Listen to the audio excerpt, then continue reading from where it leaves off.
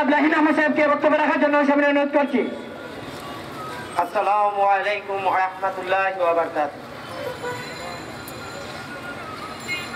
খুবই দুঃখজনক, আমাদের মাদ্রাসার হুজুর আমরা একসাথে ওই দিন আমরা একসাথে বের হয়েছি। উনি অন্য রাস্তা দিয়ে গিয়েছেন আর আমি অন্য রাস্তা দিয়ে গিয়েছি।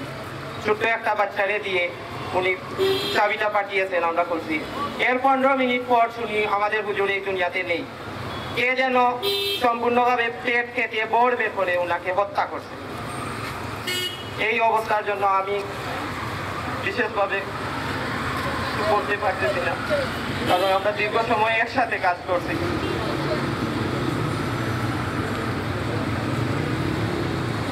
আমি আর কথা বলতে পারছি না, আপনাদের কাছে বিচার চাচ্ছি আমি।